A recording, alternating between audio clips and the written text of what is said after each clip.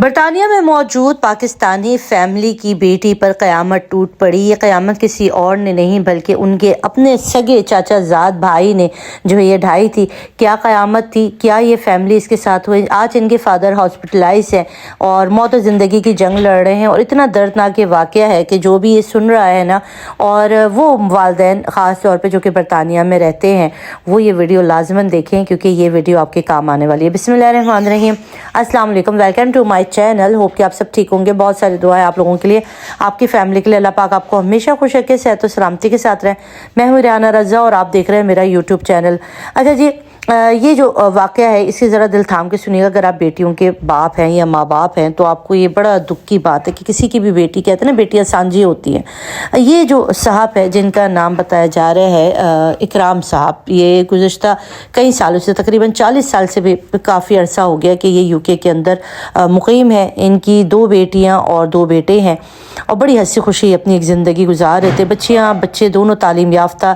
بیٹا ان کا ایک شادی شدہ ہے، وہ آسٹریلیا میں مقیم ہے اپنی بیوی کے ساتھ۔ ایک بیٹا جو کہ 2 بیٹیوں کے بعد سب سے چھوٹا ہے گھر کے اندر، وہ بھی اپنی تعلیم مکمل کر رہا ہے برطانیہ میں۔ یہ جو بیٹی ہے جس کی شادی یہ لوگ کرا رہے تھے، اس نے تعلیم حاصل کی، اچھی تعلیم وغیرہ حاصل کی، شکل صورت میں بھی اچھی تھی، مگر اکرام صاحب کو بھروسہ تھا۔ انہوں نے شروع سے کہا تھا کہ میں نے اپنی بیٹی خاندان سے باہر نہیں دینی ہے، بھلے میں برطانیہ چلے جاؤں، بھلے میں کہیں بھی چلے جاؤں، میں نے اپنی بیٹیوں کے رشتے خاندان میں کرنے، کیونکہ خاندان والے جو ہے نا کہتے ہیں نا اپنا مارے گا بھی تو دھوپ میں نہیں پھینکے گا، چھاؤں میں ہی رکھے گا۔ تو وہ والی مثال پر اکرام صاحب کاربند تھے۔ ان کی جو وائف تھی یہ برطانوی نژاد لڑکی تھی جب انہوں نے اس سے شادی کی تھی، تو ان کا کہنا تھا کہ میرے خاندان میں بھی بہت اچھے رشتے ہیں، لڑکے ہیں، وہ یہ چاہتے تھے کہ میں اپنے ہی خاندان میں دوں اور اپنے ہی بہن بھائیوں کو دوں، کیونکہ وہ جو ہے نا بہت پیار کرتے۔ بیسکلی ان کا تعلق پنجاب سے تھا، فیصل آباد کی رہائشی تھے۔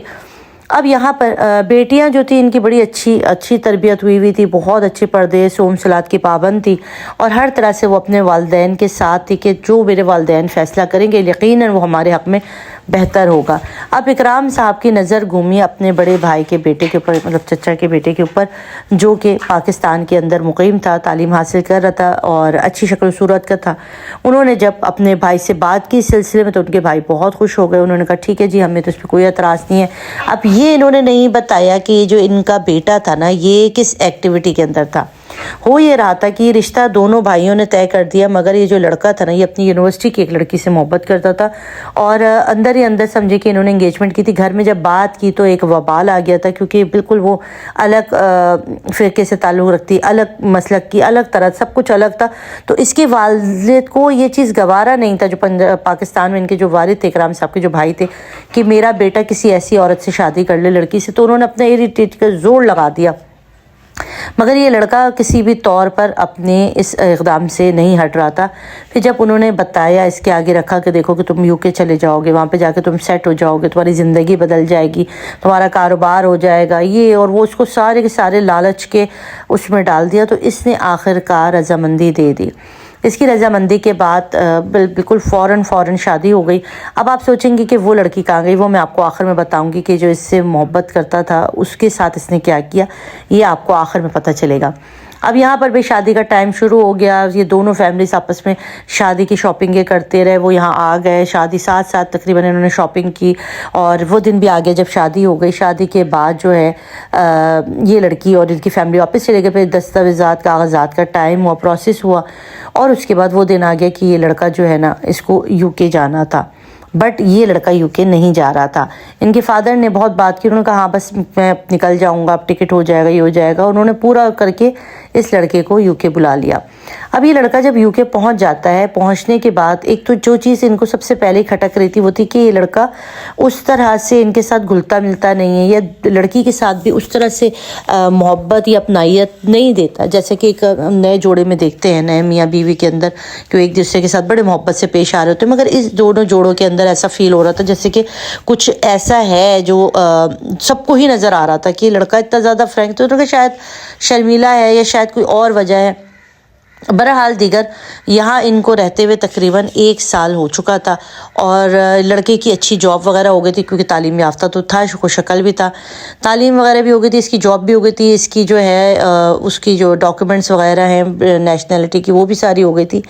अब उसके बाद ट्विस्ट ये आया कि 1.5 साल तकरीबन शादी के बाद, अच्छा अल्लाह ने इनको औलाद की नेमत नहीं दी, 1.5 साल के बाद इस लड़के ने इस लड़की को एक लेटर लिखा जिसके अंदर उसने लिखा कि मैंने सिर्फ़ और सिर्फ अपने फादर के कहने पे तुमसे शादी की थी, मैं ऑलरेडी शादीशुदा हूँ, मेरे 2 बच्चे हैं, ठीक है, इनके ट्विंस बच्चे हो चुके थे पाकिस्तान में, और मैं पहले से ही शादीशुदा हूँ। मैं बहुत अफसोस करता हूँ कि मैंने तुम्हारे साथ शादी की, मैंने बहुत ज़्यादती की, मैं पहले से शादी करके आया हुआ था पाकिस्तान में, मेरी शादी हुई थी, आज वो मैं अल्हम्दुलिल्लाह बच्चों के बाप बन चुका हूँ, तो अब मैं तुम्हें और धोखे में नहीं रख सकता और मैं तुम्हें डिवोर्स दे रहा हूँ। ये एक सच्ची आपको मैं सुना रही हूँ, ये जो रिसेंटली हुआ, और वो लड़का खामोशी से उसे डिवोर्स दे के चला गया।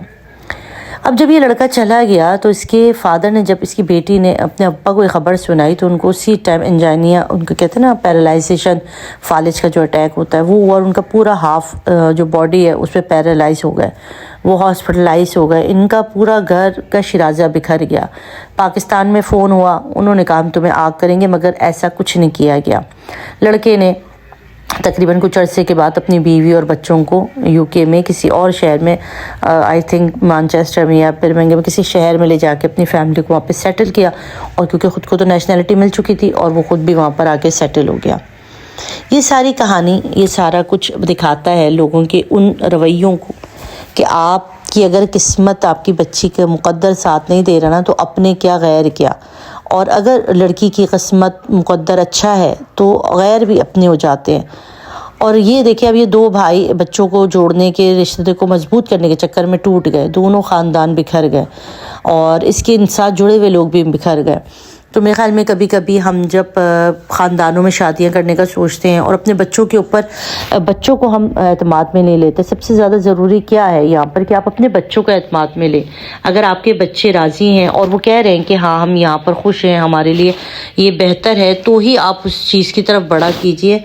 अदरवाइज़ आप जब इस चीज़ के कामों में हम हाथ डालते हैं ना, तो फिर आखिर में दुख और तकलीफ़ होती है। आज इनके फादर तकलीफ़ में, उनकी बेटी की ज़िंदगी ख़राब हुई, छोटे भाई को भी ज़िंदगी भर का एक धचका लग गया। मतलब ये सारा कुछ क्यों हुआ कि आपने अपनी, बड़ों ने अपनी जो है वो पसंद ठूसी ना, वो उसी को यही कहेंगे ना, अपनी पसंद उन पर बच्चों पे इम्प्लीमेंट कर दी। तो हमेशा जब भी शादी ब्याह की कभी भी आप लोग काम करें तो खुदारा अपने बच्चों को एतमाद में लें, बच्चों की पसंद नापसंद देखें, उनके अगर वो किसी भी मसलक से, किसी भी जगह की खातून से अगर वो शादी करना चाहते तो उनको आज़ादी रखें, उनकी ज़िंदगी उनको फ़ैसला करने दें। अगर गलत भी होगा तो वो सीख जाएंगे, मगर आपसे इनखिलाफ़ नहीं होंगे, आपकी औलाद आपसे दूर नहीं जाएगी, ना ही आपकी औलादों की ज़िंदगियां ख़राब होंगी। तो ये एक बहुत बड़ी मिसाल है, ये वाला जो वाक़या है कि इंसानों की ज़िंदगी के अंदर हमारे बड़ों के कुछ गलत फ़ैसले कितनी ज़्यादा तबाही लेकर आते हैं। ये कोई गुड्डे गुड्डी का खेल नहीं है, ये लोगों की ज़िंदगियां हैं, बच्चों की ज़िंदगियां हैं जो कि मुतासिर होती हैं। आप इसके हवाले से क्या कहेंगे? क्या वाकई ख़ानदानी निज़ाम ठीक है या फिर बच्चों की पसंद ठीक होती है? आप मुझे अपने कीमती ज़रूर कमेंट बॉक्स में दीजिएगा। अपना रखिएगा ख्याल, दुआ में याद रखिएगा। अल्लाह हाफ़िज़ नासिर।